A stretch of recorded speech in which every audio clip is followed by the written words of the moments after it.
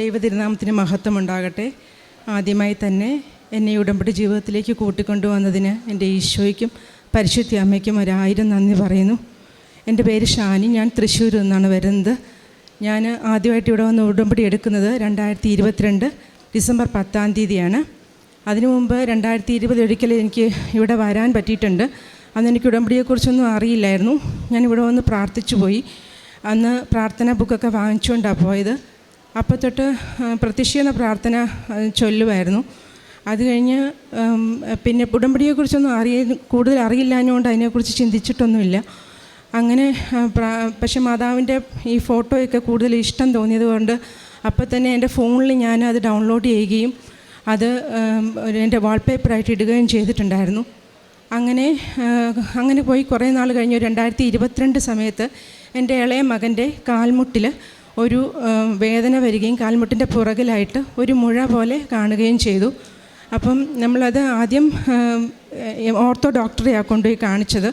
Doctor നോക്കിയിട്ട് പറഞ്ഞു, ഇത് കളിക്കുകയൊക്കെ ചെയ്യുന്നതിൻ്റെ ആയിരിക്കും, ഒന്ന് എക്സ്റേ എടുത്ത് വരാൻ പറഞ്ഞു. എക്സ്റേ കൊണ്ടുവന്ന് കാണിച്ച് കഴിയുമ്പോൾ ഡോക്ടർ പറഞ്ഞു, ഡോക്ടർ വിചാരിക്കുന്ന കാര്യമല്ല, സ്കാൻ ചെയ്യാൻ പറഞ്ഞു. സ്കാൻ ചെയ്ത് കൊണ്ടുവന്നപ്പം ഡോക്ടർ നോക്കിയിട്ട് പറഞ്ഞു, ഡോക്ടർക്ക് എന്താണെന്ന് മനസ്സിലാവുന്നില്ല, നല്ല വലിപ്പത്തിലൊരു മഴയാണ്, അത് മസിലിൻ്റെ ഉള്ളിലേക്ക് കടന്നിട്ടുണ്ട്, എന്താണെന്ന് മനസ്സിലാവുന്നില്ല, അത് ഒന്ന് സർജനെ എത്രയും പെട്ടെന്ന് കാണിക്കാൻ പറഞ്ഞു. അങ്ങനെ ഞങ്ങൾ സർജനെ കൊണ്ടുപോയി കാണിച്ചു. സർജൻ നോക്കിയിട്ടും ആ റിപ്പോർട്ടിൽ അത് ക്ലിയർ ആവുന്നില്ല. അപ്പോൾ സർജൻ പറഞ്ഞു, അത് ഹോസ്പിറ്റലിലത്തെ ഏറ്റവും സീനിയർ ആയിട്ടുള്ള ഡോക്ടറെ കൊണ്ട് ഒരിക്കൽ കൂടി സ്കാൻ ചെയ്യിപ്പിക്കാൻ പറഞ്ഞു. അങ്ങനെ സ്കാൻ ചെയ്തു നോക്കിയിട്ടും അതിലും എന്താണെന്ന് മനസ്സിലാവുന്നില്ല, മസിലിൻ്റെ ഉള്ളിലേക്ക് കടന്നിട്ടുണ്ട്. അപ്പോൾ ഡോക്ടർ പറഞ്ഞു, ഒരു ഡൗട്ട് തോന്നുന്നത് വേംസ്, ഒരു മസിലിനെ അറ്റാക്ക് ചെയ്യുന്നൊരു വേംസ് ഉണ്ട്, അതാണോ എന്നൊരു ഡൗട്ടുണ്ടെന്ന് പറഞ്ഞു. അങ്ങനെ എന്നിട്ട് പറഞ്ഞു, എത്രയും പെട്ടെന്നൊരു MRI സ്കാൻ എടുക്കുക, എന്നാലേ അത് മനസ്സിലാക്കാൻ പറ്റുള്ളൂ എന്ന് പറഞ്ഞു. അപ്പോൾ നമുക്ക് കുറച്ച് പേടിയായി, എല്ലാവരോടും പ്രാർത്ഥിക്കാനൊക്കെ പറഞ്ഞിരുന്നു. എന്നിട്ട് MRI എടുക്കാൻ പോയി. MRI എടുക്കാൻ പോയത് പരിശുദ്ധ അമ്മയുടെ ഓഗസ്റ്റ് 15 സ്വർഗാരോഹണ തിരുനാളിൻ്റെ അന്നായിരുന്നു. അപ്പോൾ ഞാൻ അവിടെ അവനെ MRI കയറ്റി അത്രയും സമയം മുഴുവൻ എൻ്റെ ഫോണിലുള്ള മാതാവിൻ്റെ ഫോട്ടോ എടുത്ത് വെച്ച് മാതാവിൻ്റെ കാൽക്കൽ വെറുതെ പിടിച്ചുകൊണ്ട് നിൽക്കുക മാത്രമേ ചെയ്തുള്ളൂ. നന്മ നിറഞ്ഞ മറിയമേ എന്ന പ്രാർത്ഥനയും ചൊല്ലിക്കൊണ്ടിരുന്നു, അമ്മയ്ക്ക് സമർപ്പിച്ചുകൊണ്ട്. പക്ഷേ ഒരു ശാന്തത എൻ്റെ മനസ്സിലുണ്ടായിരുന്നു. അങ്ങനെ ആ റിപ്പോർട്ട് കൊണ്ട് ഡോക്ടറെ കാണിച്ചപ്പോൾ ഡോക്ടർ പറഞ്ഞു, ഒന്നും പേടിക്കാനില്ല, ഇതൊരു ട്യൂമറും ഒന്നും ആവുന്ന സംഗതിയല്ല, നമ്മൾ വിചാരിച്ചതുപോലെ വേംസിൻ്റെ അറ്റാക്കും അല്ല, അത് ഒരു ഹെമാൻജിയോമ എന്നൊരു കണ്ടീഷനാണ്, അത് പേടിക്കേണ്ട, ട്യൂമറായി മാറുമൊന്നും ഇല്ല എന്ന് പറഞ്ഞു.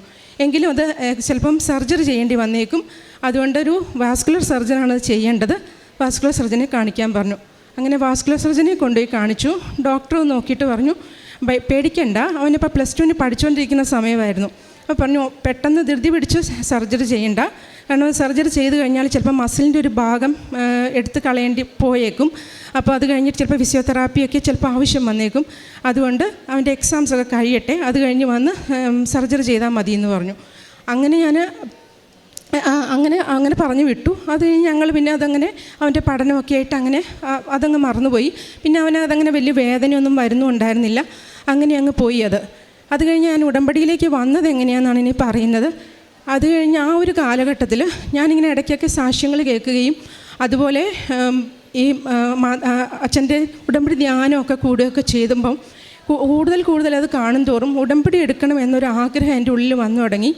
കാരണം കാരുണ്യ പ്രവർത്തികളും നന്മ പ്രവർത്തികളൊക്കെ ഒരുപാട് ചെയ്യാനുള്ള അതിനുള്ളൊരു മോട്ടിവേഷനായി മാറുമെന്ന് എൻ്റെ ഉള്ളിൽ തോന്നുന്നുണ്ടായിരുന്നു. അങ്ങനെ അതിനുവേണ്ടി ആഗ്രഹിച്ച് തോന്നുമ്പം എൻ്റെ ഉള്ളിൽ വല്ലാത്ത കൺഫ്യൂഷൻ വന്നു തുടങ്ങി. എങ്ങനെയാണ് ഇത് ശരിയായ ഒരു പ്രാർത്ഥന രീതിയാണോ, എൻ്റെ ഈശോ ആഗ്രഹിക്കുന്ന പ്രാർത്ഥനയാണോ എന്നൊക്കെയുള്ള സംശയങ്ങൾ വരാൻ തുടങ്ങി. അപ്പോൾ അങ്ങനെ വന്നപ്പോൾ ഞാൻ വല്ലാതെ എന്നെ അലട്ടാൻ തുടങ്ങിയത്, എടുക്കണം വേണ്ട ഇങ്ങനെയുള്ള ചിന്തകൾ. അപ്പോൾ ഞാൻ അത് ഈശോയ്ക്ക് തന്നെ വിട്ടുകൊടുത്തു.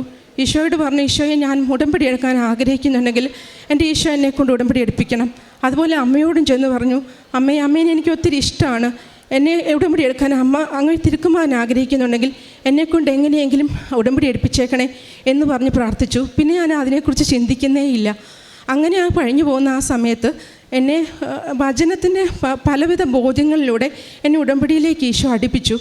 അത് ഞാൻ ആ സമയത്ത് കുടുംബ പ്രാർത്ഥനയിൽ യോഹന്നാൻ്റെ സുവിശേഷം വായിച്ച് തീർന്നിരിക്കുന്ന സമയമായിരുന്നു. തീർന്ന അടുത്ത ഭാഗം വായിച്ചു തുടങ്ങിയിട്ടുണ്ടായിരുന്നു. അപ്പോൾ ഞാൻ യോഹന്നാൻ്റെ സുവിശേഷം ഇതിനു മുമ്പ് ഞാൻ ഒരുപാട് തവണ വായിച്ചിട്ടുണ്ട്.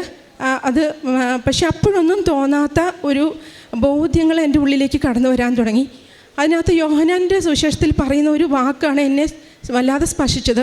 ഈശോ സ്നേഹിക്കുന്ന ശിഷ്യൻ എന്നതിനകത്ത് ഒരുപാട് തവണ പറയുന്നുണ്ട്. അതെന്നെ എൻ്റെ ഉള്ളിൽ വല്ലാതെ ടച്ച് ചെയ്തു. എന്തായിരിക്കും യോഹന്നാൻ സ്വയമാണ് ഈശോ സ്നേഹിക്കുന്ന ശിഷ്യൻ എന്ന് പറഞ്ഞത്? അപ്പോൾ അതെന്തായിരിക്കും അങ്ങനെ പറഞ്ഞതെന്നുള്ള ചിന്ത എൻ്റെ ഉള്ളിൽ വന്നു. അപ്പം ഞാൻ ഈശോ അപ്പം ചിന്തിച്ചപ്പോൾ എൻ്റെ ഉള്ളിൽ തോന്നുന്നതാ, എല്ലാവരെയും ഈശോ സ്നേഹിക്കുന്നു.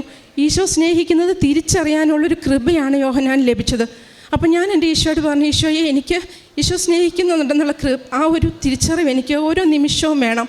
അതിനുവേണ്ടി എന്നെ സഹായിക്കണേ എന്ന് പ്രാർത്ഥിച്ചു. അത് കഴിഞ്ഞ് പിന്നെ അതങ്ങ് പോയി. വീണ്ടും കുറച്ച് ദിവസം കഴിയുമ്പോൾ വീണ്ടും ഇതേ ചിന്തകൾ തന്നെ വരികയാണ്. അപ്പോൾ എൻ്റെ മനസ്സിലേക്ക് വരുന്നത് ഒടുവിലത്തെ അത്താഴവേളയിലെ യോഹന്നാനെക്കുറിച്ചാണ്. അവിടെ യോഹന്നാൻ്റെ സുവിശേഷത്തിൽ പറയുന്നുണ്ട്, യോഹന്നാൻ ഈശോ സ്നേഹിച്ചിരുന്ന ശിഷ്യൻ അവിടുത്തെ വക്ഷസ്സിലേക്ക് ചാരിക്കിടന്നിരുന്നു എന്ന് പറയുന്നുണ്ട്. അതും എന്നെ വല്ലാണ്ട് ടച്ച് ചെയ്തു. ഈശോയ്ക്ക് വശത്തിലേക്ക് ചാരി കിടക്കാൻ തക്കവിധമുള്ള ഒരു ഇൻറ്റിമസി എങ്ങനെയായിരിക്കും യോഹന്നാൻ ലഭിച്ചത്? ഈശോയുടെ സ്നേഹം അത്രമാത്രം അനുഭവിക്കാൻ കഴിഞ്ഞതുകൊണ്ടല്ലേ. അപ്പോൾ അതെന്നെ വല്ലാതെ ടച്ച് ചെയ്തു. ഞാനും ഈശോയോട് പ്രാർത്ഥിച്ചു, ഈശോയെ എന്നെ അങ്ങയിലേക്ക് അതുപോലെ സ്നേഹത്തിലേക്ക് അടുപ്പിക്കണേ, ഈശോയുടെ സ്നേഹം തിരിച്ചറിയാൻ എന്നെ അനുവദിക്കണേ എന്ന് പ്രാർത്ഥിച്ചു. അങ്ങനെ പ്രാർത്ഥിച്ചു. ഈ സമയത്തൊന്നും ഞാൻ ഉടമ്പടിയെക്കുറിച്ച് ചിന്തിക്കുന്ന പോലുമില്ല. പിന്നീട് വീണ്ടും എന്നെ മനസ്സിലേക്ക് കൊണ്ടുവരികയാണ്. കുറച്ച് ദിവസം കഴിഞ്ഞപ്പോൾ കാൽവരിയിലെ യോഹന്നാനെയും അമ്മയുമാണ് എൻ്റെ മുമ്പിലേക്ക് കൊണ്ടുവരുന്നത്. അപ്പോൾ ചിന്തിക്കുകയാണ്, കാൽവരി കുരിശിൻ്റെ ചുവട്ടിൽ നിൽക്കുന്ന ശിഷ്യൻ. അപ്പം അവിടെ പറയുന്നുണ്ട്, ഈശോ സ്നേഹിക്കുന്ന ശിഷ്യനും അവിടുത്തെ അമ്മയും അടുത്ത് നിൽക്കുന്നത് കണ്ടപ്പോൾ ഈശോ പറയുന്ന ആ ഒരു വാക്കാണ് അപ്പം എൻ്റെ മനസ്സിലേക്ക് വന്നത്. ഈശോ പറയുന്നു, ഇതാ നിൻ്റെ അമ്മ എന്നും ഇതാ നിൻ്റെ ശിഷ്യൻ എന്നും പറയുന്നു. ആ സമയത്ത് അപ്പോൾ തന്നെ ആ ശിഷ്യൻ ആ അമ്മയെ സ്വന്തം ഭവനത്തിൽ സ്വീകരിച്ചു എന്ന് പറയുന്നു. ഇതങ്ങ് പറഞ്ഞ് മനസ്സിലേക്ക് വന്നതും എൻ്റെ ഉള്ളിൽ നിന്ന് ആ ഒരു ശക്തമായിട്ട് ഉടമ്പടി എന്ന വാക്ക് വീണ്ടും വീണ്ടും റിപ്പീറ്റ് ചെയ്ത് വരികയാണ്. ഇതാണ് നിന്നോട് ഉടമ്പടി എടുക്കാൻ പറഞ്ഞത് എന്നൊരു ചിന്ത. കാരണം ഇവിടെ സാക്ഷ്യങ്ങളിൽ പറഞ്ഞു കേട്ടിട്ടുണ്ട്, ഉടമ്പടി എടുത്ത് പോകുമ്പോൾ പരിശുദ്ധ അമ്മ കൂടെ ഉണ്ടാവും, കൂടെ വരും എന്ന്. അപ്പോൾ സ്വന്തം ഭവനത്തിലേക്ക് യോഹന്നാനെ പോലെ ഈശോയെ സ്നേഹിക്കാൻ ആഗ്രഹിക്കുന്നുണ്ടെങ്കിൽ അവിടെ ഈ അമ്മയും കൂടെ കൂട്ടി വീട്ടിലേക്ക് പോകണം എന്നൊരു ചിന്ത എൻ്റെ ഉള്ളിലേക്ക് വന്നു. അങ്ങനെ ഉടമ്പടി എടുക്കാനായിട്ട് എത്രയും പെട്ടെന്ന് തീരുമാനിക്കുക ചെയ്തേ. അങ്ങനെ ഉടമ്പടി അത് വളരെ വേഗം തന്നെ അതിനുള്ള സാഹചര്യമെല്ലാം ഒരുങ്ങുകയും ചെയ്തു. ഉടമ്പടി എടുക്കാൻ ഇവിടെ വന്നു. ഉടമ്പടി എടുക്കാൻ ഇവിടെ വന്ന ദിവസം അന്ന് ഭയങ്കര തിരക്കായിരുന്നു. ഉടമ്പടിയുടെ ക്യൂ അങ്ങ് എൻട്രൻസ് വരെ നീണ്ടു നിൽക്കുകയായിരുന്നു. അപ്പം ഞങ്ങൾ ആ എൻട്രൻസിൻ്റെ അവിടെ ആ വഴിയിലായിട്ട് ക്യൂവിൽ നിൽക്കുകയാണ്. അപ്പം ഞാൻ എൻ്റെ മനസ്സിലിങ്ങനെ ആലോചിക്കുന്നുണ്ട്, വന്നിട്ടൊന്നും അമ്മയെ കണ്ടുപോലും ഇല്ലല്ലോ, നേരെ വന്ന് ക്യൂവിലേക്ക് നിൽക്കുകയല്ലേ ചെയ്തത് എന്ന് ചിന്തിച്ച സമയത്ത് ഹൃദ്യമായ സുഗന്ധാഭിഷേകം ലഭിച്ചു. അത് ഞാൻ എൻ്റെ ജീവിതത്തിൽ ഇതുവരെയും ലഭിക്കാത്ത അത്രയും സുഗന്ധം, അത്രയും ഹൃദ്യമായിരുന്നു. മുല്ലപ്പൂര് വിരിഞ്ഞ് വരുന്ന സമയത്തെയുള്ള അത്രയും ഹൃദ്യമായ സുഗന്ധം. എനിക്കറിയാം പരിശുദ്ധ അമ്മ എൻ്റെ അടുത്ത് വന്നതാണെന്ന് എനിക്കപ്പോൾ ബോധ്യപ്പെട്ടു. അങ്ങനെ ഞങ്ങൾ ഉടമ്പടി എടുത്തു, തിരിച്ചുപോയി. ഉടമ്പടി എടുത്ത് പോയതിന് ശേഷം പ്രദക്ഷിണ പ്രാർത്ഥനകളൊക്കെ ചൊല്ലി തുടങ്ങി. അങ്ങനെ പോയി. അപ്പോൾ ഞാൻ എൻ്റെ ഉടമ്പടിയിൽ ഏറ്റവും ആദ്യം വെച്ച നിയോഗം എനിക്ക് ഈശോയുടെ സ്നേഹം തിരിച്ചറിയണം, അതുപോലെ പരിശുദ്ധ അമ്മയുടെ സാമീപ്യം അനുഭവിക്കുവാനുള്ള കൃപ ലഭിക്കണമെന്നായിരുന്നു ഏറ്റവും ആദ്യം വെച്ച നിയോഗം. അതെനിക്ക് ആവോളം എനിക്ക് ഈശോ തന്നു. വിശുദ്ധ കുർബാനയിലൂടെയായിരുന്നു ഈശോയുടെ സ്നേഹം എനിക്ക് തിരിച്ചറിഞ്ഞ് കിട്ടിയത്. ഈശോ ഓരോ നിമിഷവും കാൽവരി ബലിയിലെ മഹത്വത്തിന് കുറവ് വരുന്ന രീതിയിലുള്ള ഒരു ചിന്തയും എനിക്ക് വരരുതേ എന്ന് പ്രാർത്ഥിച്ചുകൊണ്ടായിരുന്നു, പരിശുദ്ധ അമ്മേനെ കൂട്ട് വിളിച്ചുകൊണ്ടായിരുന്നു ഓരോ ബലിക്കും പോയിക്കൊണ്ടിരുന്നത്. അപ്പോൾ വിശുദ്ധ കുർബാനയുടെ സമയത്ത് അങ്ങനെയുള്ള വേറെ നമ്മുടെ ഭൗതികമായ പ്രാർത്ഥനകൾ പോലും ആ സമയത്ത് വരാത്തത്ര രീതിയിൽ സ്വർഗീയമായ അനുഭവം തന്നെയായി മാറി വിശുദ്ധ കുർബാന. അതുപോലെ പരിശുദ്ധ അമ്മയുടെ സാമീപ്യം പല അവസരങ്ങളിലും സുഗന്ധാഭിഷേകത്തിലൂടെ ലഭിക്കാൻ തുടങ്ങി. അത് കൂടുതലും ഞാൻ അഭിഷേകത്തോടെ പ്രാർത്ഥിക്കുമ്പോഴൊന്നും അല്ല എനിക്ക് അമ്മയുടെ സുഗന്ധം കിട്ടിയിരുന്നത്. ഞാൻ തളർന്നു പോകുമ്പോഴായിരുന്നു, അല്ലെങ്കിൽ ഞാൻ സങ്കടപ്പെട്ടിരിക്കുമ്പോഴായിരുന്നു. എന്തെങ്കിലും സങ്കടമുണ്ട്, തലേദിവസം അമ്മയോട് സങ്കടം പറഞ്ഞിട്ടുണ്ടെങ്കിൽ പിറ്റേ ദിവസം ഞാൻ വിശുദ്ധ കുർബാനയ്ക്ക് ഇരുന്ന് കഴിയുമ്പോൾ പരിശുദ്ധ അമ്മ എനിക്ക് സാമീപ്യം അറിയിച്ചു തന്നിട്ടുണ്ട്. അതുപോലെ എന്തെങ്കിലും നമുക്ക് പ്രേക്ഷിത വേലയൊക്കെ ചെയ്യാൻ ബുദ്ധിമുട്ട്, പേപ്പർ കൊടുക്കാൻ എനിക്ക് ഭയങ്കര പേടിയായിരുന്നു, അത് ഭയങ്കര ബുദ്ധിമുട്ടുണ്ടായിരുന്നു. അപ്പോൾ ആ സമയത്ത് ഞാൻ അമ്മയോട് പറഞ്ഞിട്ടുണ്ട്. പലപ്പോഴും വൈകുന്നേരം പ്രാർത്ഥിക്കാതിരിക്കുമ്പോൾ അമ്മയോട് പറഞ്ഞു, അമ്മ പറഞ്ഞിട്ടല്ലേ ഞാൻ ഉടമ്പടി എടുത്തത്, പിന്നെ എന്തിനാ എനിക്കിതൊന്നും ചെയ്യാൻ പറ്റുന്നില്ലല്ലോ, എനിക്ക് ഉടമ്പടി എടുക്കാനുള്ള യോഗ്യതയൊന്നും ഉണ്ടായിരുന്നില്ല, ഞാൻ ഇനി ഇത് പുതുക്കില്ല എന്നൊക്കെ പറഞ്ഞ് പരിഭവം പറഞ്ഞിട്ടുണ്ട്. പിറ്റേ ദിവസം ഞാൻ വിശുദ്ധ കുർബാനയിലെത്തുമ്പോൾ പരിശുദ്ധ അമ്മ എനിക്ക് സപ്പോർട്ടായിട്ട് സുഗന്ധാഭിഷേകത്തിലൂടെ എൻ്റെ കൂടെ നിൽക്കും. അപ്പോൾ എനിക്ക് മനസ്സിലായി അമ്മ ഈ ഉടമ്പടി പുതുക്കി ഇത് തുടർന്ന് പോകാൻ അമ്മ ആഗ്രഹിക്കുന്നുണ്ട്, ഈശോ ആഗ്രഹിക്കുന്നുണ്ടെന്ന്. ഇപ്പം ഞാൻ 4 തവണ പുതുക്കി അത് തുടർന്ന് പോയിക്കൊണ്ടിരിക്കുകയാണ്. 1.5 കൊല്ലമായിട്ട് ഇപ്പോൾ ഉടമ്പടിയിൽ തന്നെയാണ്. അങ്ങനെ പോയിക്കൊണ്ടിരിക്കുന്നു. അതിനിടയ്ക്ക് എൻ്റെ മകൻ്റെ കാര്യം ഞാൻ പറഞ്ഞല്ലോ. അന്ന് ഉടമ്പടി എടുത്ത് അന്ന് തൊട്ട് ഞാൻ എൻ്റെ മോൻ്റെ കാലിൻ്റെ മുട്ടിൽ ഞാൻ ഉടമ്പടി തൈലം തൊട്ട് പ്രാർത്ഥിക്കാറുണ്ടായിരുന്നു. അപ്പം അത് കഴിഞ്ഞ് അവന് വലിയ വേദനയൊന്നുമില്ലാതെ ഇങ്ങനെ പോവുകയായിരുന്നു. അത് കഴിഞ്ഞ് എക്സാം എഴുതുന്ന സമയത്ത് 3 മണിക്കൂർ എക്സാമിന് വേണ്ടി കാല് മടക്കി അനങ്ങാതെ ഇരുന്ന് കഴിഞ്ഞപ്പോൾ അവൻ വന്നിട്ട് പറഞ്ഞു, അമ്മ അനങ്ങാത്ത കാലങ്ങനെ വെച്ചപ്പോൾ കുറേശ്ശെ വേദന വരുന്നുണ്ടെന്ന് പറഞ്ഞു. ഞാൻ പറഞ്ഞു, നീ പേടിക്കണ്ട, ഉടമ്പടി തൈലം തൊട്ട് പ്രാർത്ഥിക്കാമെന്ന് പറഞ്ഞ് ഉടമ്പടി തൈലം കുരിശ് വരച്ചു കൊടുത്തു. അത് കഴിഞ്ഞ് അവന് എക്സാംസൊക്കെ കഴിഞ്ഞു കഴിഞ്ഞപ്പം ഞങ്ങൾ അതിനു മുമ്പ് വിചാരിച്ചിട്ടുണ്ടായിരുന്നു അതിന് ഒരു സെക്കൻഡ് ഒപ്പീനിയൻ വേറൊരു ഡോക്ടറെ കൂടെ കാണിക്കണമെന്ന് വിചാരിച്ചിട്ടുണ്ടായിരുന്നു. അപ്പോൾ ഞങ്ങൾ വിചാരിച്ചു ഏതായാലും മറ്റൊരു ഡോക്ടറെ കാണിക്കുന്നതിന് മുമ്പ് പരിശുദ്ധ അമ്മയുടെ മുമ്പിൽ അവനെ ഒന്ന് കൊണ്ടുവന്ന് അമ്മേനെ കാണിച്ചതിന് ശേഷം മാത്രം മറ്റു ഡോക്ടറെ കാണിച്ചാൽ മതി. അങ്ങനെ ഞങ്ങളിവിടെ വന്നു. അന്ന് എൻ്റെ ഉടമ്പടി 2ാമത് പുതുക്കുന്ന സമയമായിരുന്നു. അപ്പോൾ ആ പുതുക്കുന്ന അതിൽ ഒരു നിയോഗമായിട്ട് പരിശുദ്ധ അമ്മയ്ക്ക് എഴുതി അവന് സർജറി ഒഴിവാക്കി കൊടുക്കണേ, കാരണം മസിലിൻ്റെ ഒരു ഭാഗം പോകുമെന്നൊക്കെ കേട്ടപ്പോൾ നമുക്കത് ചിലപ്പോൾ നേരെയാവാൻ കുറച്ച് സമയമെടുക്കും. കളിക്കാനൊക്കെ ഒത്തിരി ഇഷ്ടമുള്ള മകനാണ്. അപ്പോൾ അമ്മയോട് പറഞ്ഞ, അമ്മേ ഈശോ ആഗ്രഹിക്കുന്നുണ്ടെങ്കിൽ സർജറി ഒഴിവാക്കി കൊടുക്കണേ എന്ന് പ്രാർത്ഥിച്ചു.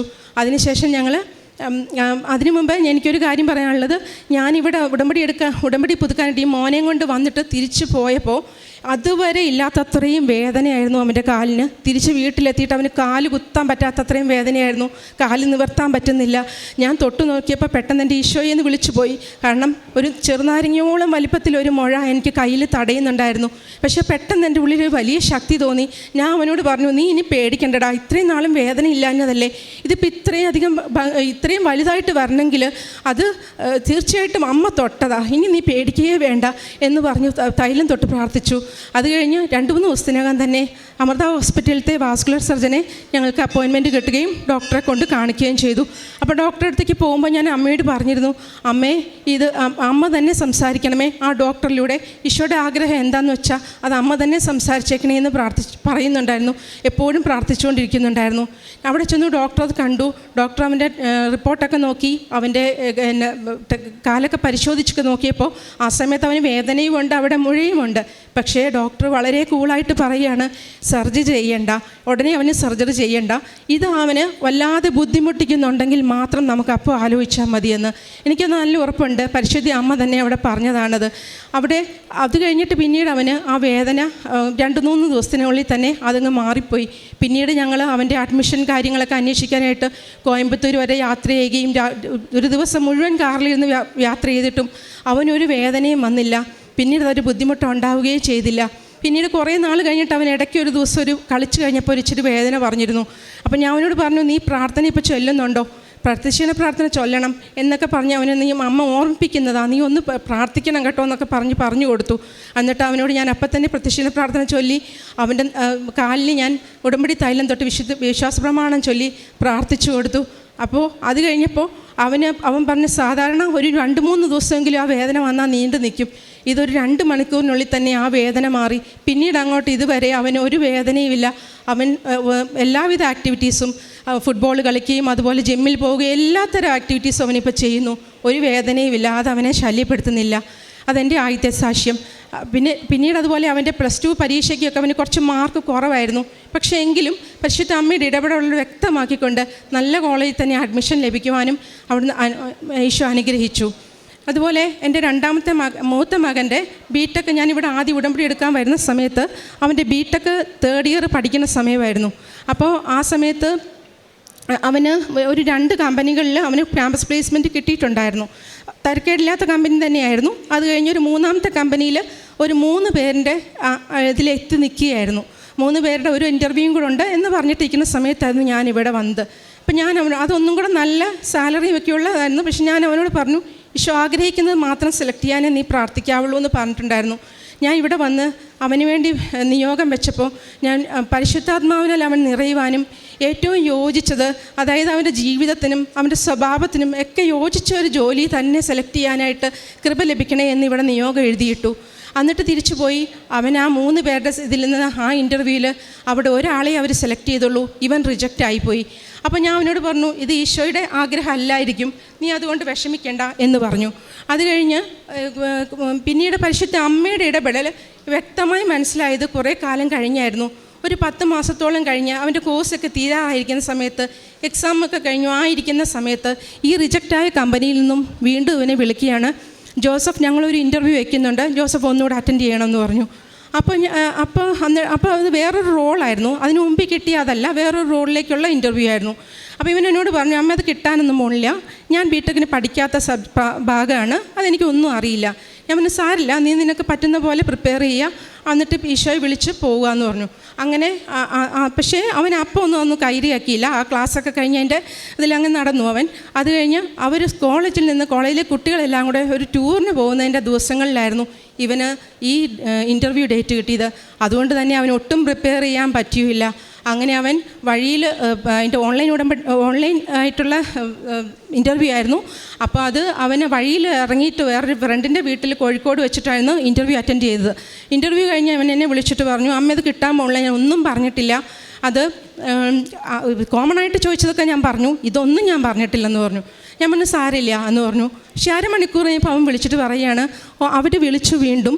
അവർ പറയുകയാണ്, ഇൻ്റർവ്യൂ ഒട്ടും സാറ്റിസ്ഫൈഡ് ആയിരുന്നില്ല, പക്ഷേ ഞങ്ങൾ 2 ദിവസം കഴിഞ്ഞ് ഒരു ഇൻ്റർവ്യൂവും കൂടെ വെക്കുകയാണ് ജോസഫ് എന്ന് പറഞ്ഞു. എനിക്ക് ഇപ്പോഴും അറിയില്ല അതെന്തിനാ രണ്ടാമതൊരു ചാൻസും കൂടെ അവന് കൊടുത്തതെന്ന്. അവസാനം ആ 2 ദിവസം അവൻ കുറച്ച് പ്രിപ്പയറൊക്കെ ചെയ്തു. അവനും തോന്നി ഇതെന്തോ ദൈവത്തിൻ്റെ ഇടപെടൽ അവനും അപ്പം തോന്നി തുടങ്ങിയിരുന്നു. അങ്ങനെ അവൻ ചെന്ന് ആ ഇൻ്റർവ്യൂ അറ്റൻഡ് ചെയ്തു. അവൻ ആ ജോലിയിൽ പ്രവേശിക്കുകയും ചെയ്തു. അത് അന്ന് ശരിക്കും ആദ്യം ക്യാമ്പസ് പ്ലേസ്മെൻറ്റ് നടന്ന സമയത്ത് കിട്ടിയിരുന്നതിനെക്കാട്ടിലും നല്ലൊരു റോളിലേക്കാണ് അവൻ രണ്ടാമത് കിട്ടിയത്. പരിശുദ്ധ അമ്മയുടെ ഇടപെടൽ വ്യക്തമായിട്ടും ബോധ്യപ്പെടുന്നതായിരുന്നു. ഞാനതിവിടെ സാക്ഷ്യപ്പെടുത്തുകയും ചെയ്യുന്നു. അതുപോലെ അവൻ്റെ ബിടെക്കിൻ്റെ പ്രോജക്റ്റിൻ്റെ സമയത്ത് പ്രോജക്റ്റ് ചെയ്ത് അവൻ കമ്പ്യൂട്ടർ സയൻസ് ആയിരുന്നെങ്കിലും അവനൊരു ഇലക്ട്രോണിക്സും കൂടെ ബന്ധപ്പെട്ട ഒരു പ്രോജക്റ്റായിരുന്നു സെലക്ട് ചെയ്തിരുന്നത്. 4 പേരുണ്ടായിരുന്നു ഒരു ടീമിൽ. പക്ഷേ അപ്പോൾ ഇലക്ട്രോണിക്സും കൂടെ ഉള്ളതായതുകൊണ്ട് അവർ പുറമേ നിന്നൊരു ഹെൽപ്പ് എടുത്തിരുന്നു. അപ്പോൾ അവരത് നന്നായി ചെയ്യുന്നുണ്ടെന്നുള്ള ചിന്തയിൽ ഈ കുട്ടികളത് ശ്രദ്ധിക്കുന്നുണ്ടായിരുന്നില്ല. അവസാന സമയം എത്തിയപ്പം ആകെ ഒരു 2-3 ആഴ്ച മാത്രം ബാക്കിയുണ്ട്. ആ സമയം വന്നപ്പോൾ നോക്കിയപ്പം ഇതാകെ പ്രശ്നമായി കിടക്കുകയാണ്, ഒന്നും ശരിയല്ല, അവർ വിചാരിച്ച പോലെ ഒന്നും ഈ പ്രോജക്റ്റ് നീങ്ങിയിട്ടില്ല. അപ്പോൾ അവൻ എന്നെ വിളിച്ചു പറഞ്ഞു, അമ്മ ഇതൊന്നും ശരിയാവും തോന്നണില്ല, സമയത്തത് സബ്മിറ്റ് ചെയ്യാൻ പോലും പറ്റും തോന്നണില്ല, ഞങ്ങളെ കൊണ്ടിത് ചെയ്യാനും പറ്റും തോന്നണില്ല, ഞങ്ങൾക്കിത് അറിയില്ല എന്നൊക്കെ പറഞ്ഞു. ഞാൻ പറഞ്ഞു, സാരമില്ല, പ്രാർത്ഥിക്കാം എന്ന് പറഞ്ഞു. ഞാൻ അപ്പം തൊട്ട് മാതാവിൻ്റെ മുമ്പിൽ ഇത് വെച്ചിരുന്നു. അമ്മയെ മെറിറ്റൊന്നും ഇല്ല, ഈ കുഞ്ഞുങ്ങളെ സഹായിക്കണേ. ആ 4 മക്കളെയും സമർപ്പിച്ച് പ്രാർത്ഥിച്ചു. പരിശുദ്ധാത്മാവിനാൽ നിറയണേ എന്ന് പ്രാർത്ഥിച്ചു. ഒന്ന് സഹായിക്കണേ, വിവേകവും ഇത് ചെയ്യാനുള്ള വിജ്ഞാനവും വിവേകവും കൊടുക്കണേ എന്നും പ്രാർത്ഥിച്ചുകൊണ്ടിരുന്നു. അങ്ങനെ അതിന് ഒരു ആഴ്ച കഴിഞ്ഞിട്ടൊക്കെ ഒരു 2-3 ദിവസം കഴിഞ്ഞ് വിളിച്ചപ്പോൾ അവൻ പറഞ്ഞു, അമ്മ ശരിയാവും തോന്നണില്ല, ആകെ പോക്കായി എന്ന് പറഞ്ഞു. ഞാൻ പറഞ്ഞു, സാരമില്ല. അത് കഴിഞ്ഞ് കുറച്ച് ദിവസം കഴിഞ്ഞപ്പോൾ ഞാൻ അവനോട് പറഞ്ഞു, മോനെ നിനക്ക് നല്ല വിശ്വാസം ഉണ്ടെങ്കിൽ മാത്രം ഞാൻ ലൈറ്റ് ക്യാൻഡിൽ പ്രെയർ റിക്വസ്റ്റ് ഇട്ട് പ്രാർത്ഥിക്കാം, പക്ഷേ നിനക്ക് വിശ്വാസം ഇല്ലെങ്കിൽ ഞാൻ ചെയ്യില്ലെന്ന് പറഞ്ഞു. അമ്മ എനിക്ക് വിശ്വാസമുണ്ട്, അമ്മ പ്രാർത്ഥിക്കണം എന്ന് പറഞ്ഞു. അങ്ങനെ തന്നെ ലൈറ്റ് ക്യാൻഡിൽ പ്രെയർ റിക്വസ്റ്റ് ഇട്ടു. ആ പ്രോജക്റ്റ് നല്ല രീതിയിലാവാനായിട്ട് പ്രാർത്ഥന എഴുതിയിട്ടു. അത് കഴിഞ്ഞ് അവൻ പിന്നീട് അങ്ങോട്ട് അത് വളരെ പെട്ടെന്നാണ് അതെല്ലാം ക്ലിയർ ആയത്, അതെല്ലാം ഭംഗിയാവുകയും ചെയ്തു.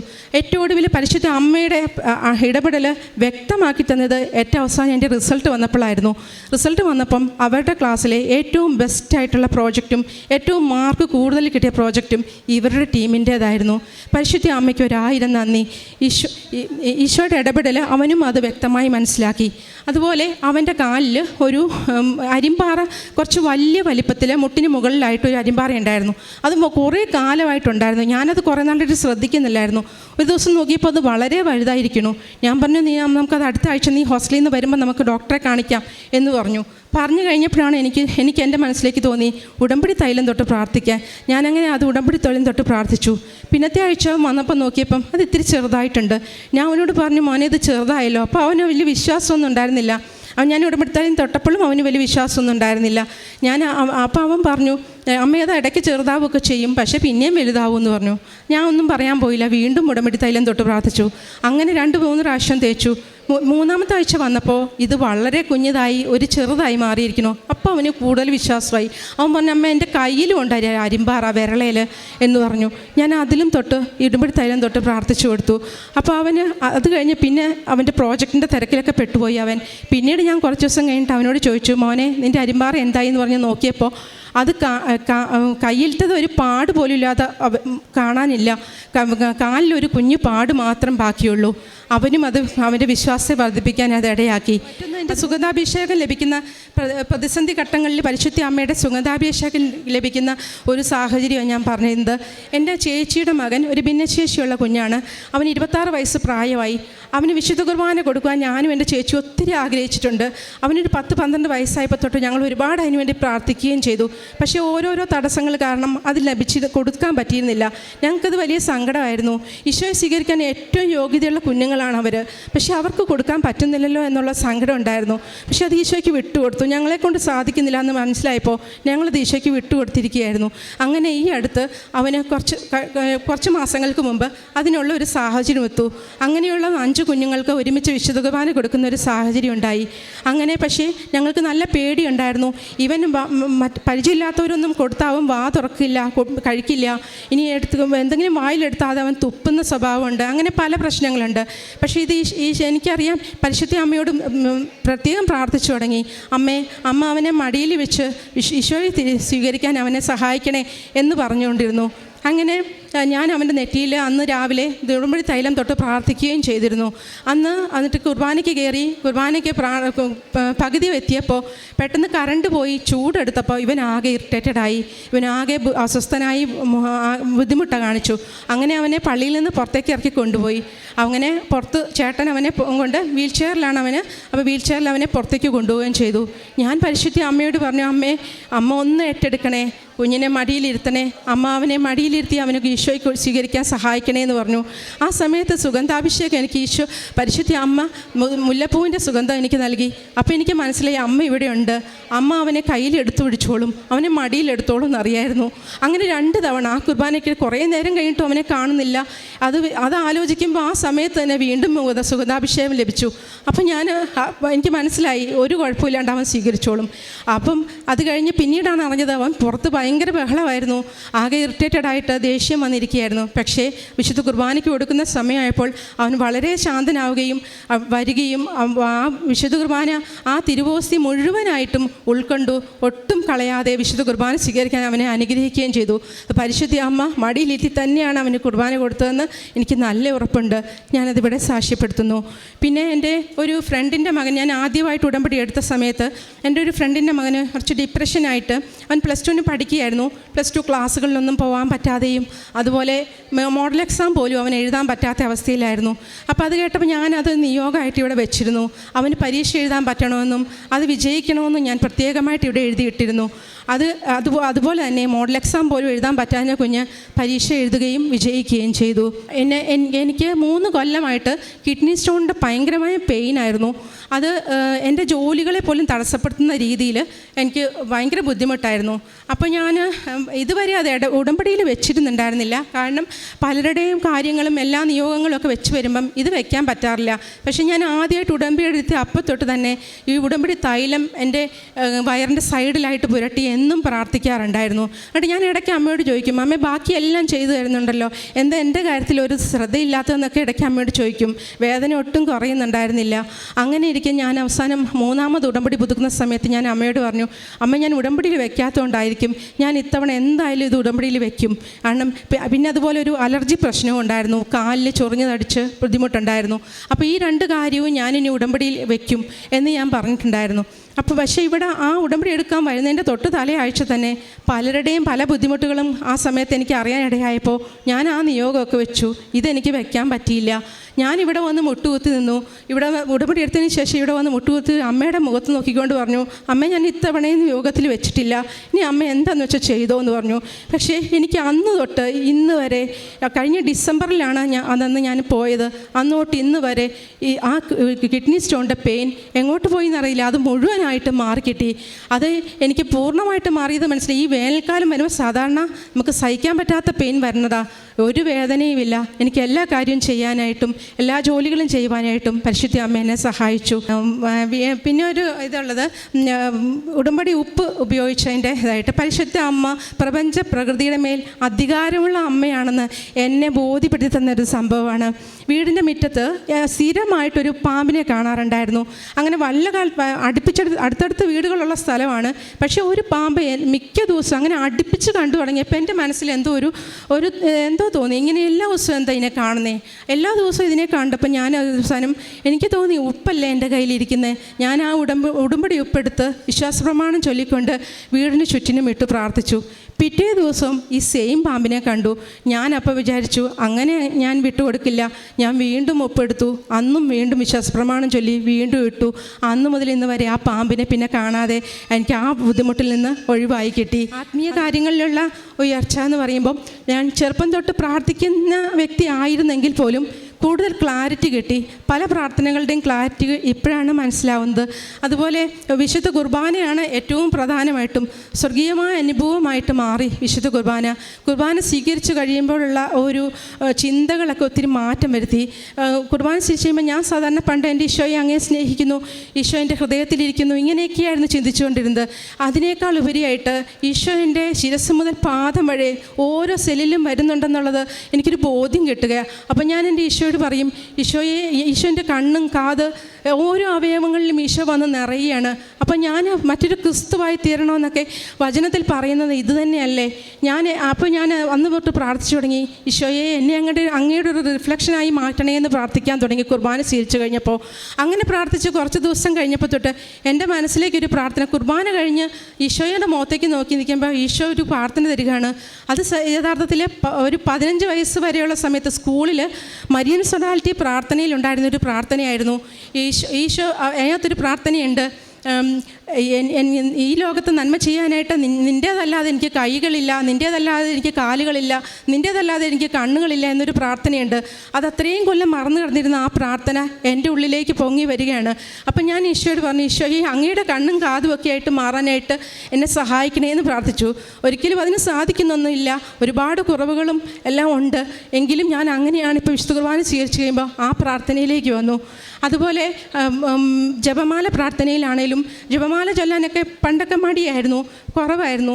ഇപ്പോഴും ഒരുപാട് ജപമാലയൊന്നും ചൊല്ലാറൊന്നുമില്ല. എങ്കിലും ജപമാല ചൊല്ലുമ്പോൾ അതിൻ്റെ രഹസ്യങ്ങളെ കൂടുതൽ ധ്യാനിക്കാനുള്ള കൃപ കിട്ടി. പ്രത്യേകിച്ച് ചില രഹസ്യങ്ങളൊക്കെ പ്രാർത്ഥിക്കുമ്പോൾ ദൈവസ്നേഹം ഓർത്ത് കണ്ണ് നിറയും. ചില രഹസ്യങ്ങൾ പ്രാർത്ഥിക്കുമ്പോൾ എളിമപ്പെടാനുള്ള ആഹ്വാനമായി മാറും. പ്രത്യേകിച്ച് എനിക്ക് വ്യക്തമായി എൻ്റെ ചിന്തയിലേക്ക് വന്ന ഒരു ഇതാണ്, ജോർദാൻ നദിയിൽ ജ്ഞാനസ്നാനം സ്വീകരിക്കുന്ന ഈശോയുടെ ആ രഹസ്യം ധ്യാനിക്കുമ്പോൾ എനിക്ക് പെട്ടെന്ന് ഈശോയുടെ എളിമ, സാധാരണ നമ്മൾ എപ്പോഴും ഈശോയുടെ എളിമയെക്കുറിച്ച് ചിന്തിക്കുമ്പോൾ ശിഷ്യന്മാരുടെ കാല് കഴുകുന്നതിനെക്കുറിച്ച് മാത്രമേ ചിന്ത വന്നിരുന്നുള്ളൂ. ഈ രഹസ്യം ഒരു ദിവസം ധ്യാനിച്ചപ്പോൾ എൻ്റെ മനസ്സിലേക്ക് തോന്നുകയാണ്, എല്ലാ ജ്ഞാനത്തിൻ്റെയും ഉറവിടമായ കർത്താവാണ്. അവിടുന്നാണ് ഒരു മനുഷ്യനായ യോഹന്നാൻ്റെ മുമ്പിൽ തലകുനിച്ച് നിന്നുകൊണ്ട് പറയുകയാണ്, ജ്ഞാനസ്നാനം സ്വീകരിക്കാൻ വരുന്നു. ഇതെങ്ങനെ സാധിക്കുന്നു, ഇത് എത്ര എളിമയാണെന്ന് മനസ്സിലാക്കാൻ തുടങ്ങി. അപ്പം നമുക്ക് എത്രമാത്രം എളിമപ്പെടാനുണ്ട്. നമ്മൾ തന്നെ ഉടമ്പടിയിലൊക്കെ കൂടുതൽ പ്രാർത്ഥനയിലും അരൂപിയിലൊക്കെ വരുമ്പം അറിയാതെ നമ്മുടെ ഉള്ളിൽ വരുന്ന ഒരു അഹങ്കാര ചിന്തകളൊക്കെ മാറ്റിക്കിട്ടാനായിട്ട് ഈ ഒരു പ്രാർത്ഥനകൾ സഹായിക്കുന്നുണ്ട്. എളിമപ്പെടാനായിട്ട് കൂടുതലുള്ള ആഹ്വാനം ലഭിക്കുന്നുണ്ട്. അതുപോലെ തന്നെ വീട്ടിലുള്ളവരുടെയും ആത്മീയതയിൽ കൂടുതൽ വ്യത്യാസങ്ങൾ വന്നു തുടങ്ങി. എൻ്റെ ഹസ്ബൻഡിനാണെങ്കിൽ കൊറോണയുടെ കാലം കഴിഞ്ഞപ്പോൾ തൊട്ട് വിശുദ്ധ കുർബാനയ്ക്ക് പോകൽ വളരെ കുറവായിരുന്നു. ഞായറാഴ്ച പോലും വിശുദ്ധ കുർബാനയ്ക്ക് പോകാനായിട്ട് മടിയായിരുന്നു. പക്ഷേ ഒരുപാട് നന്മകളുള്ള മനുഷ്യനാണ്. പക്ഷേ കുർബാന അങ്ങനത്തെ ഉപദേശ ജീവിതം വളരെ പുറകോട്ട് പോകുന്നു.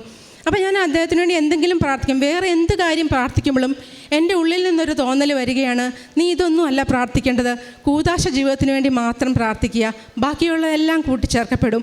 ഞാനപ്പോൾ അതിനുവേണ്ടി പ്രാർത്ഥിക്കാൻ തുടങ്ങി. ഞാൻ അത് മാത്രമേ പിന്നെ പറഞ്ഞിട്ടുള്ളൂ, കൂദാശ ജീവിതത്തിന് വേണ്ടി. അങ്ങനെ ഒരു ദിവസം പ്രാർത്ഥിക്കുമ്പോൾ എനിക്കൊരു ഡേറ്റ് മനസ്സിൽ തെളിയുകയാണ്. ആ ഡേറ്റ് എനിക്കൊരു പ്രത്യേകതയുള്ള ഡേറ്റൊന്നുമില്ല. അപ്പോൾ ഞാനത് എന്താണോ എന്ന് ഓർത്തു. പക്ഷേ അത് കഴിഞ്ഞ് ആ ഡേറ്റിൽ ഞാൻ വിശുദ്ധ കുർബാനയ്ക്കായിട്ട് നിൽക്കുമ്പോൾ കുർബാന സ്വീകരിക്കാനായിട്ട് കണ്ണടച്ച് അതിനുവേണ്ടി ഒരുങ്ങിക്കൊണ്ടിരിക്കുമ്പോൾ എൻ്റെ ഉള്ളിൽ നിന്നൊരു തോന്നൽ വരികയാണ്, നീ അദ്ദേഹത്തെ കൂടി വിശുദ്ധ കുർബാന സ്വീകരിക്കാൻ കൂട്ടിക്കൊണ്ടുപോവുക. ഈ ദൈവം യോജിപ്പിച്ചതാണ് രണ്ടുപേരെയും, നീ അദ്ദേഹത്തെ കൂടെ കൂട്ടിക്കൊണ്ടുപോവുക. ഞാൻ അന്ന് തൊട്ട് ഈ ഒരു സെക്കൻഡ് കണ്ണടച്ച് അദ്ദേഹത്തെ ആളെ കൂടി കൂടെ കൂട്ടുകയാണ് കേട്ടോ ഈശോയെ എന്ന് പറഞ്ഞുകൊണ്ടാണ് വിശുദ്ധ കുർബാന സ്വീകരിക്കാൻ പോകുന്നത്. പക്ഷേ അങ്ങനെ ആളിൽ ചെറിയ ചെറിയ മാറ്റങ്ങൾ വന്നെങ്കിലും കുർബാനയൊന്നും കാണാൻ തുടങ്ങിയിട്ടുണ്ടായിരുന്നില്ല. ഒരു കൊല്ലം ഞാൻ അങ്ങനെ തുടർന്നു. ഒരു കൊല്ലം ആവാറായപ്പോൾ ഞാൻ അമ്മയോട് പറഞ്ഞു, അമ്മ 1 കൊല്ലം ആവാറായി, ഇനി ഒരുപാട് വൈകിക്കല്ലേ എന്ന് പറഞ്ഞു. ആ പറഞ്ഞതിൻ്റെ ഒരാഴ്ച ആയില്ല, അതിനു മുമ്പ് അദ്ദേഹവും എൻ്റെ കൂടെ കുർബാനയ്ക്ക് വരാൻ തുടങ്ങി. ഇപ്പോൾ എല്ലാ ദിവസവും എൻ്റെ കൂടെ വിശുദ്ധ കുർബാനയ്ക്ക് വരുന്നുണ്ട്.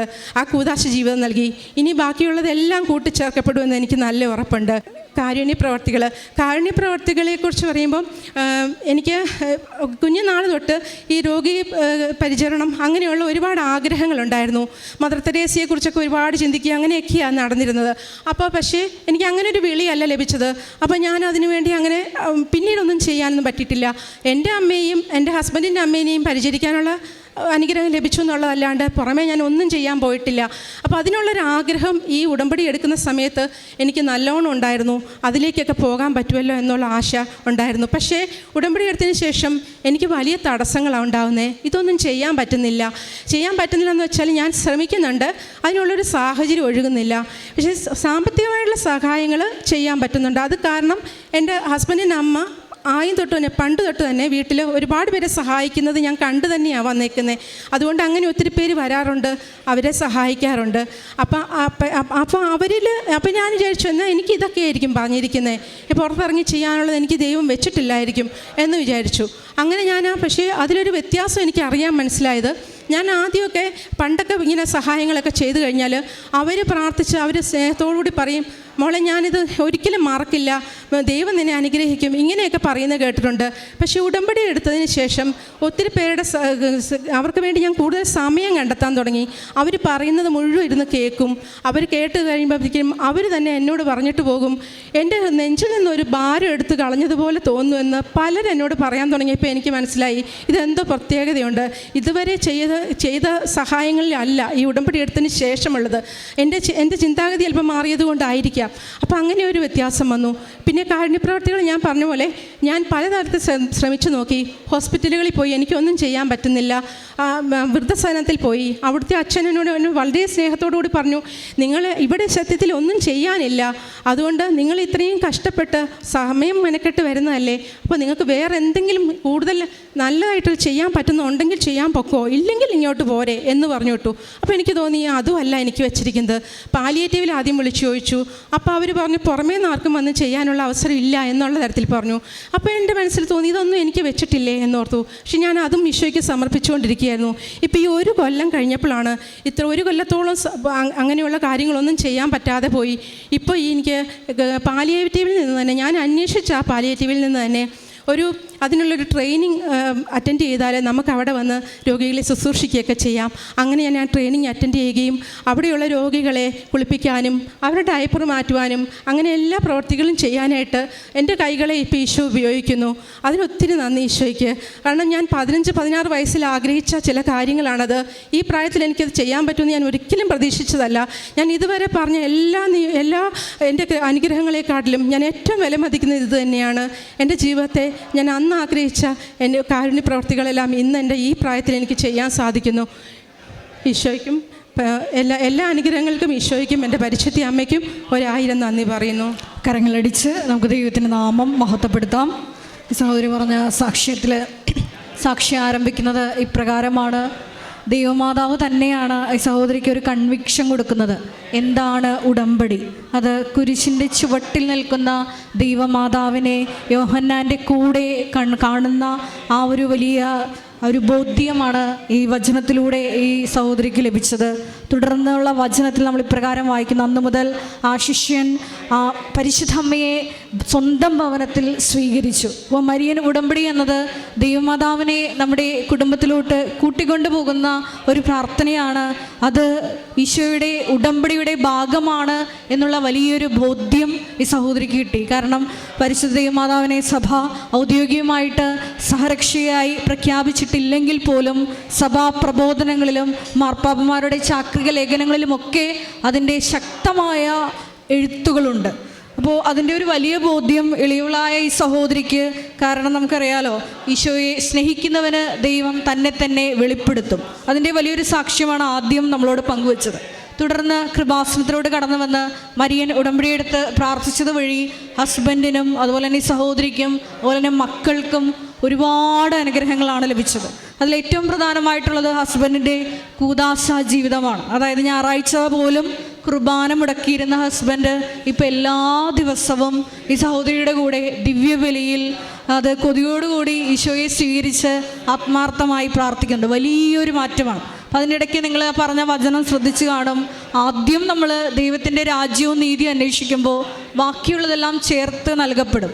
അത് മത്തായിയുടെ സുവിശേഷം 6:33 തിരുവചനമാണ്. അതുപോലെ തന്നെ ഒരുപാട് ബിടെക് പാസ്സായ മക്കൾ ഈ അൾത്താരയിൽ വന്ന് സാക്ഷ്യം പറഞ്ഞിട്ടുള്ളതാണ്. അവരെ ഇൻ്റർവ്യൂവിന് വിളിച്ചു, റിജക്റ്റാക്കി. പക്ഷേ ഈ റിജക്റ്റാക്കിയ കമ്പനി തന്നെ നേരെ വിളിച്ച് ഞങ്ങളെ പ്ലേസ് ചെയ്തു. അത്തരത്തിൽ ഒത്തിരിയേറെ യുവാക്കൾ ഈ കൃപാസന അൾത്താരയിൽ വന്ന് സാക്ഷ്യം പറഞ്ഞിട്ടുള്ളതാണ്. അത്തരത്തിലുള്ളൊരു സാക്ഷ്യമാണ് ഈ അമ്മയും നമ്മളോട് പങ്കുവെച്ചത്. ആ മകനെ ആദ്യം ഇൻ്റർവ്യൂവിന് വിളിച്ചു. അത് യാതൊരു അറിവും ആ ഇൻ്റർവ്യൂവിനെ പറ്റി ഉണ്ടായിരുന്നില്ല. പിന്നീട് അവർ വീണ്ടും വിളിച്ചപ്പോൾ ഇൻ്റർവ്യൂവിന് ഫെയിലായി. നീ നന്നായിട്ട് പെർഫോം ചെയ്തില്ല എന്ന് പറഞ്ഞു.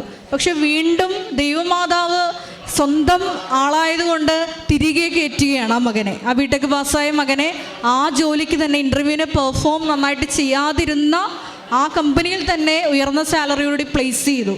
അത് not by merit but by grace ആണ്. അതുപോലെ തന്നെ ഈ സഹോദരിക്ക് തന്നെ രോഗസൗഖ്യം പറഞ്ഞു.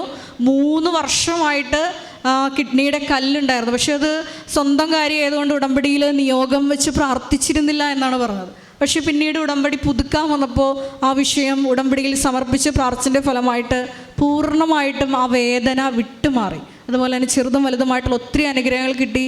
അതുപോലെ തന്നെ ദൈവമാതാവിൻ്റെ അടുത്ത് ആദ്യമായിട്ട് വന്നപ്പോൾ നിങ്ങളത് ശ്രദ്ധിച്ച് കാണും.